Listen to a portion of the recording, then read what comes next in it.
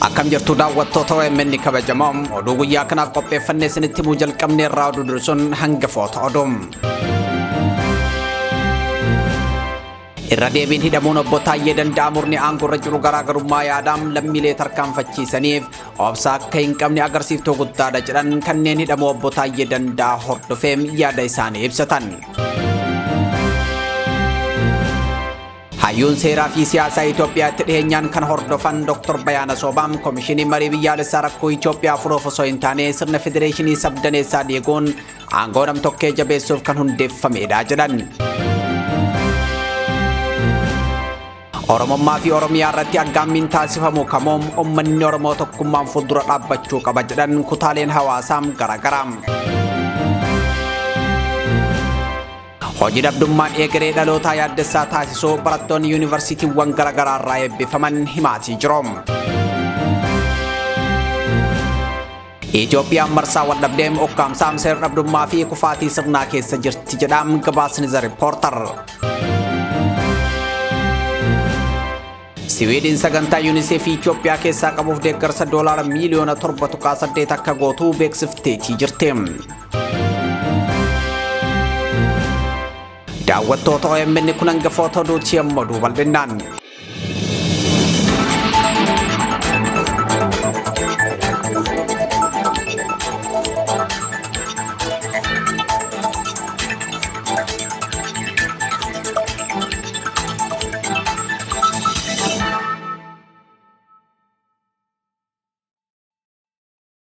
Irra deebiin hidhamuun obbo Taayyee Danda'aa murni aangoo irra jiru garaagarummaa yaadaa lammiileen tarkaanfachiisaniif obsa akka hin qabneem agarsiiftuu guddaadha jedhan kanneen hidhamuu obbo Taayyee Danda'aa hordofee yaada isaanii ibsan. Hidhamuun qondaala duraanii mootummaa fi miseensa caffee Oromiyaa kana dallansuu guddaa uumeetii jira. Miidiyaa cufanii dorgomtoota siyaasaa hidhanii yaada ukkaamsanii tarii qondaala gandaa ta'utu danda'ama malee hooggansa biyyaa ta'uun hin danda'amuun kan jechaa turan ministeerri muummee Abiy Ahmad qondaala gandaa ta'uun ofumaa ofirratti mirkaneessan jechuun namoonni siyaasaa fi rogeeyyiin miidiyaa hawaasaa barreessaatii jiru. Taphattoonni qumaara siyaasaa Taayyee Danda'aa yaadaan dura dhaabbachuu dadhabanii jennaan aangoo siyaasaa qabaniin fayyadamuudhaan deebisanii hidhan jechuun kan yaada barreessaa jiran hedduudha. Sirni hidhuun mo'amuudhaan ajjeesuunis mo'amuudha jechuun hidhaa fi ajjechaa balaaleffachaa baheem har'a lamaanuu aadaa godhatee mo'amuu fi abbaa irrummaa ofumaam ofirratti ragaa ba'aa jiraachuu mirkaneessaa jira jechuun kan yaada ofii ibsatanis ni jiru. Warri yaada hin qabne kan yaadaan injifachuu hin dandeenye humna qabu fayyadamee aangoo tikfachuutti amana jechuudha. Hidhaa fi ajjechaa mootummoota Itoophiyaa baraarte tokko hin agarre jechuun rogeeyyiin yaada kennanis ni jiru. Taayyee Danda'aa gaafa hidhaa gadi lakkisan jiilee jedhanii yaadaa turan jechuun kan barreesse xiinxalaan siyaasaa Jawaar Mohammad afaan qabatee yoo taa'eem hojiitti deebifna jechuun gama namootaan gurra buusanii inni hojii isaanii kajeeluu dhiisee yaada isaa ibsachuu itti fufee qeeqa isaatis diranuu qimmiiduun jabeessinaan si ajjeesuu biyyaa bahii jechuun gorsan homaa jedhe. Hidhuu qofaa miti ajjeesus akka danda'u osoo beekuu ofirratti murteessee dhugaa saaxiluu qofarratti fuulleffatee qeeqa isaatiif deebii takka hin qabanii kanaaf afaan qabuu fidatan jedhee jira Jawaari. Taayyee Danda'aa jabaa fi michuu kaayyoo qabsoo mirga ogeeyyii fayyaa ture jechuun sagalee ogeeyyii fayyaa ta'aa kan jiru Itoophiyaa Health Forum dinqisiifannaan ibsitii jira. Guyyaa ogeeyyiin fayyaa qabsoo gaafiiwwan haqaa 12 qopheeffanneem sochii eegalloom Taayyeen waliin dhaabbachuun aantummaa kaayyoo keenyaaf qabu nama agarsiisee nama jalqabaatii jira. Sagalee isaa ol kaasuun uummanni bal'aa fi dhaabbileen biyyaalessaa akka haqa keenya hubatan nama sagalee nuu ta'ee jedha Itoophiyaa Health Forum. Inni nuuf sagalee jabaa rakkoo keenyaa ture abdii akkasumas abjuu keenyaafi jedha. Michuu qabsoo qofa osoo hin taane mallattoo tokkummaa naamusaa fi hamilee keenyaa ture jedha. Hidhamuu obbo Taayyee Danda'aa cimsee akka balaaleffatu kan ibsi Itoophiyaa Health Forum haalduree tokko malee atantamaan akka gadhiifamu gaafate. Obbo Taayyeen kaleessa waaree booda naannoo sa'aatii 10tti mana isaaniitii poolisiidhaan kan to'ataman yoo ta'an manni sakattamuu poolisiin bilbilaan kompiitaram yaadannoowwan isaanii sidiiwwan moofaa manaa fuudhuu haati warraa isaanii adde Sintaayyoo Alamaayyoo himaniitii jiru.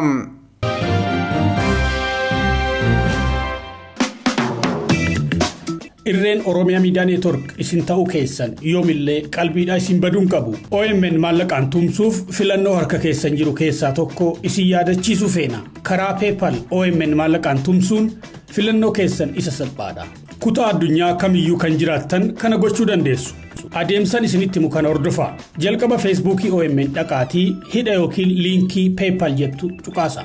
Donate Oromiyaa Miidiyaa Neetwork kan jedhu gaditti hamma maallaqa arjoomuu feetanii galcha.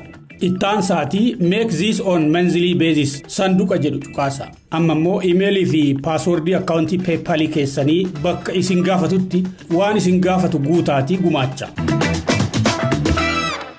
Hayyuun seeraa fi siyaasaa Itoophiyaatti dhiyeenyaan kan hordofan Dr. Bayaana Soobam Komishiiniin Marii Biyyaaleessaa rakkoo Itoophiyaa furuuf osoo hin taane sirna Federeeshinii sabdaneessaa diiguun aangoo nam-tokkee jabeessuuf kan hundeeffamedha jedhan. Komishiiniin Marii Biyyaaleessaa Itoophiyaa kaadhimummaa mootummaa Itoophiyaatiin kan hundaa'e yoo ta'u, qooda fudhattoonni siyaasaa Itoophiyaa hundeeffame isaarraa kaasanii mormaa turani. Komishiinichi erga hundeeffame naannolee biyyattii 11 fi magaalota 2 keessatti ajandaa marii walitti qabaa kan ture yoo ta'u, caamsaa 29 bara 2025 irraa jalqabee magaalaa Finfinneetti dhaabbilee siivilii, dhaabbilee federaalaa fi mootummaa irraa ajandaa walitti qabaatii ture. Mootummaan sirna ajandaa walitti qabuu kana irratti heerri mootummaa akka fooyya'u gurmaa'insi naannolee eenyummaa fi qubsuma irratti hundaa'e diigamuun kutaadhaan akka ijaaramu, mirgoonni garee fi dhuunfaa itti fayyadamni lafaa fi qabeenya uumamaa ajandaa marii biyyaalessaa keessatti akka hammataman yaada dhiyeesse. Dhimma kana ilaalchisuun OMN wajjin turtii kan taasisan hayyuun seeraa Dr. Bayaana Soobam kaayyoon mootummaa Itoophiyaa guddaan federeeshinii sabootaa kan eenyummaa aadaa, afaan, seenaa fi qubsuma irratti hundaa'e ijaarame diiguun sirna ji'oogiraafii yookaan teessuma lafaa irratti hundaa'e ijaaruudha jedhan. Heerri mootummaa federaalawaa dimokiraatawaa rippaabilikii Itoophiyaa mirga gurmaa'uu sabootaa, mirga fottooquu fi ofiin of bulchuu akkasuma mirga qabeenya ofii irratti abbaa ta'uu mirkaneessa waan ta'eef Komishiiniin Marii Biyyaalessaa ammaa kun kana diiguu barbaada jedhan. Bulchiinsi teessuma lafaa irratti hundaa'e eenyummaa, afaan, aadaa, seenaa, duudhaa uummata tokkootii beekamtiin kennu kan jedhan Dr. Bayaana Soobam mootummaa fi Komishiiniin Marii Biyyaalessaa Federeeshinii sabdaneessaa diiguun bulchiinsa teessuma lafaa ijaaruuf hojjetaa jiru jedhan. Seera kana geeddaruu ilaalchisee qabxii jajjabdoo as keessatti tuqantu jira kan barbaadan. Akkuma tureef tuqxetti qabxiin guddaan isaan balleessuu barbaadan. Sirni guddaan isaan balleessuu barbaadan akkaataa sirni federeeshiniidhaa jedhan kun caaseffame san. Kan caalaa itti dabalee ammas kan jedhu heerra malfa jiru kuni biyyi kun kan sabaaf sablammootaati jedha. Sabaaf sablammoonni kun ammoo ofiin of bulchuu, mirga hiree murteeffannaa qabu, hamma mootummaa ofii labsatti mirga qabanii kan jiru barraa'ee jira seera kana keessa, konstituushinii kana keessa. Amma isaan konstituushinii kana wanni geeddaranii wanni guddaan isa mirgoota sabaa fi sablammootaa heerri kun beekisan. Kanarraa ka'uudhaanii federeeshiniin sabootaa kan saboota irratti dhaabbate diigamuu qaba. Amma gaa kana diigdetii akkam goonaa jedhanii sabni tokko kan ittiin beekamu tokko afaantu saba tokko godha. Afaan, seenaa, muuxannoo jireenyaa, seenaa dheeraa qaban. Kanaaf saba kana tokko godha. Amma kana afaan kana saba kana tokko hin laallu. Akka itti laallu ji'oogiraafii jedhan. Ji'oogiraafii jechuun gaarri tokko eessa jira, reeni tokko eessa jira, akka isaan itti fakkaatetti kukkutaniit amma sirna bulchiinsaa jaaruuf deemanii. Ji'oogiraafiin ilaalcha qubsuu uummataa ilaalcha keessan galchuu, afaan uummanni ilaalcha keessan galchuu,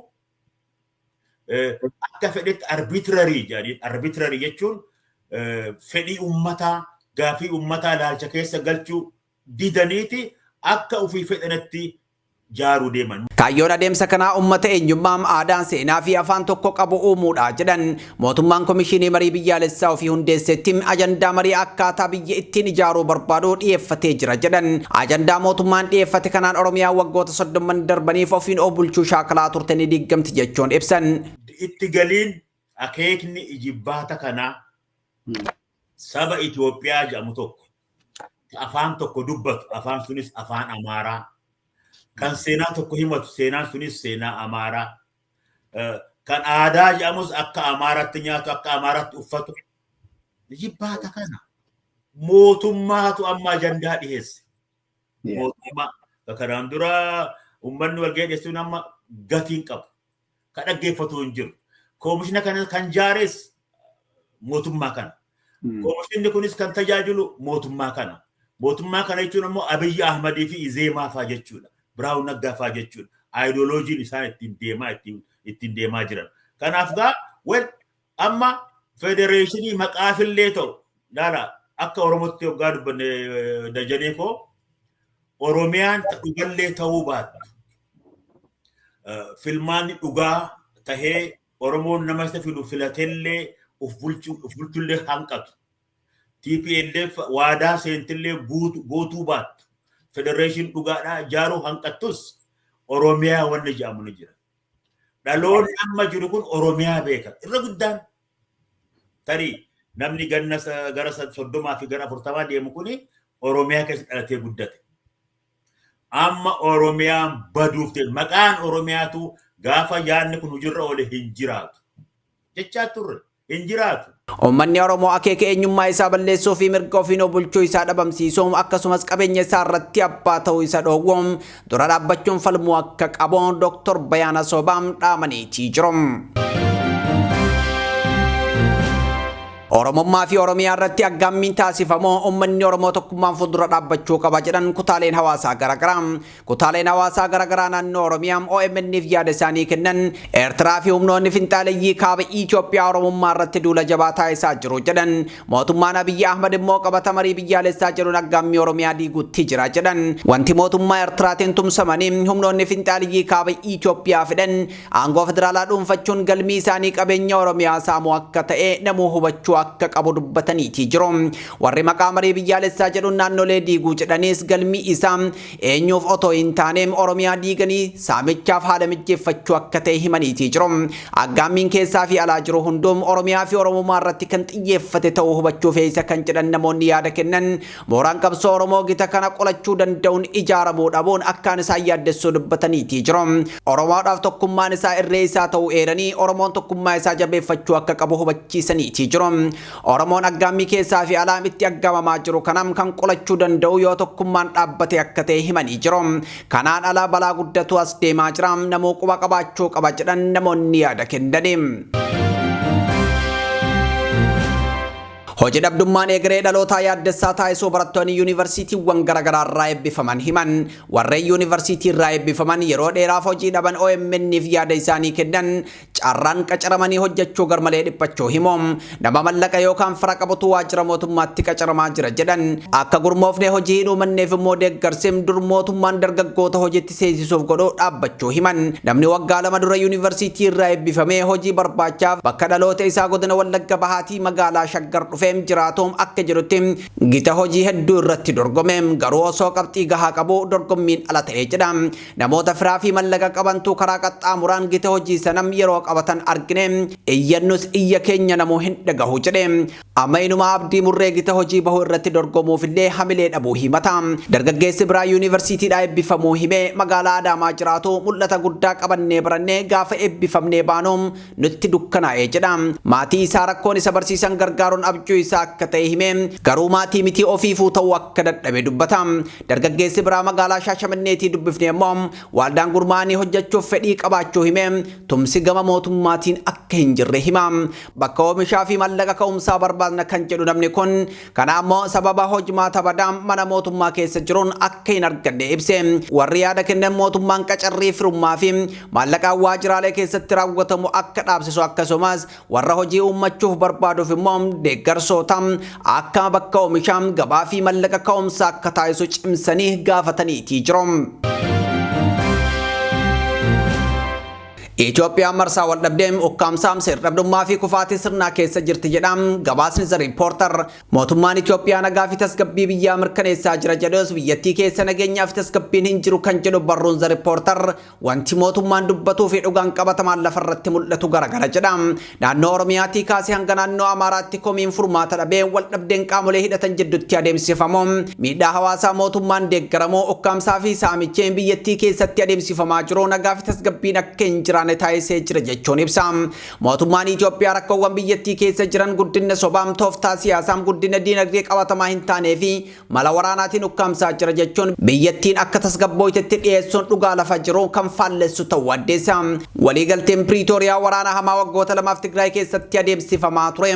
Sadaasa bara 2022 mallatteeffamus naannoo Amaaraa keessatti labsiin humni addaa naannolee akka diigamu labsamu hordofee naannoo Amaaraa keessatti waraanni ka'uu fi Oromiyaa keessatti waraanni itti fufuu ibsa. Waraana naannolee lamaan keessatti adeemsifamaa jiruun haleellaa diroonii miidhaa qaamaa hidhaa murtee seeraa malee fi ukkaamsaan namoota nagaa irratti raawwatamaa jiraachuu isaa Komishiinii mirgoota namoomaa Itoophiyaa dabalatee dhaabbileen mirga namoomaaf falman ibsaa jiraachuu gabaasni kun eereetii jira.